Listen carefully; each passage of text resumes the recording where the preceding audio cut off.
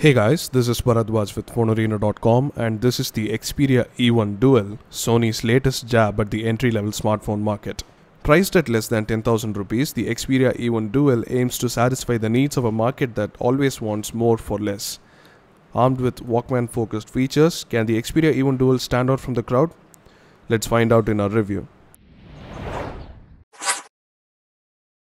The Sony Xperia E1 Dual is designed very much like a new Sony smartphone, with its iconic power button and a classy two-tone finish for the colors other than black, which we have here. There is a light purple tinge to the Walkman button, but otherwise the phone is fully dark and very minimalistic. Being an entry-level device, the phone is completely made of plastic with a matte finish to the exterior.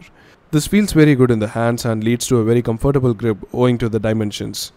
The phone is relatively thick at 12mm, but due to the plastic, it weighs just 118 grams, which is extremely light for a small phone like this. Over at the front, we have the tempered glass covering the 4-inch WVGA display, above which sits the earpiece, the usual couple of sensors, and the notification LED, a good addition for an entry-level phone. Just below the display, we have the primary microphone for voice calls. Over at the right, we have the volume rocker and the iconic power button, while a lone micro USB slot sits on the left side. Moving over to the top, we have the 3.5mm audio jack and the dedicated Walkman button that directly takes you to the music app. The back houses the 3MP fixed focus camera, the secondary microphone, and the really loud 100dB loudspeaker at the bottom of the back. The removable back cover reveals the 1700 mAh battery, the microSD card slot, and the dual SIM card slots. The 4-inch WVGA display over the front is pretty decent. While the outdoor visibility or the viewing angles are not that great, it meets expectations indoors, where the phone is mostly used. The display has a low resolution and hence a low PPI, but these are compromises that come with the price. Overall, a decent display at this price. The camera on the E1 Dual is a 3MP fixed focus unit, which is understandable at this price point, but even then, taking images with this camera is not something we'd suggest doing. There are obvious pitfalls and compromises like poor details and lack of a focus mechanism, and the output images tend to be dull. Not the one for capturing memories, but it will do well for a person upgrading from a phone without a camera, which is highly possible at this price point. But considering the competition, Sony could have done a little better. The same goes for video, which Sony claims as 720p, but all we could do was record at SWVGA, which is 800x600 at 4:3. The audio and the video was better though, thanks to the dual microphone setup. The internals are powered by a 1.2 GHz dual-core Snapdragon processor.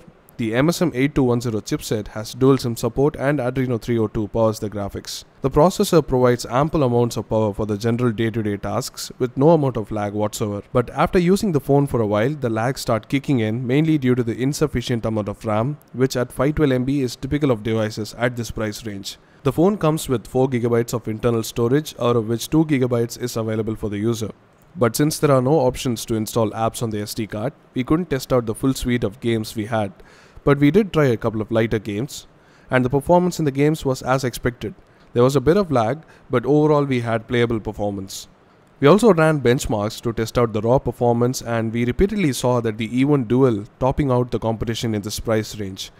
This is a capable processor for this phone, only bottlenecked by the RAM.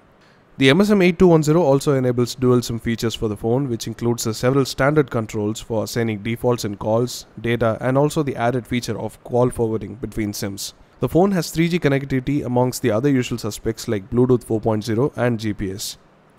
Coming to software, the phone runs on Android 4.3 Jelly Bean, out of which exists Sony's own custom UI. Sony's software has come a long way, and it is now at a point where everything is just smooth as butter. The Xperia E1 is no exception, and it flies even with a slower processor. All the UI interactions are very smooth until you hit the RAM barrier. The UI has unique features like an easily arrangeable list of apps, a lot of themes that can change the complete appearance of the phone, and overall a really pleasant looking color scheme. The default apps are also really nice, which brings us to the Walkman app. This feature-rich app is enhanced by the various audio-related features Sony has packed on this phone. The audio quality is exceptional for the price, even on the loudspeaker, which is very loud at a rated output of 100 decibels. Couple that with Sony's Clear Audio, Clear Bass, and X-Loud, and you get a really great music experience on a budget. Even the inbuilt FM radio has very good sound quality, and if you're looking at buying anything music related on a budget, the Xperia E1 Dual should be on top of your list. However, good things aside, we also faced a lot of issues with the E1 Dual.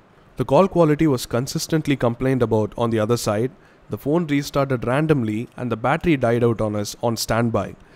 This may be a standalone unit issue, but it is worth noting in our experience. The software desperately needs an update and we hope Sony delivers soon. Now coming to battery life, the Sony Xperia E1 Dual's 1700 mAh battery struggles to power through a day of medium to heavy usage.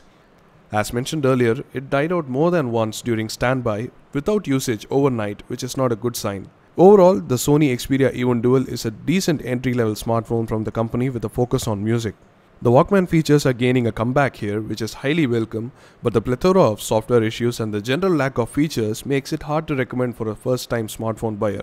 While we wait for Sony's software fixes, the E1 Dual can very well serve as a decent music-focused phone in the meanwhile, especially for the price. To summarize better, here is a list of pros and cons of this device.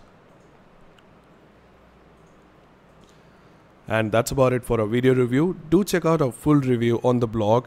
You can check out from the links in the description below. Do hit the like button if you like this video and do hit the subscribe button if you want more videos like these. And let us know what you think in the comment section below. Thanks for watching.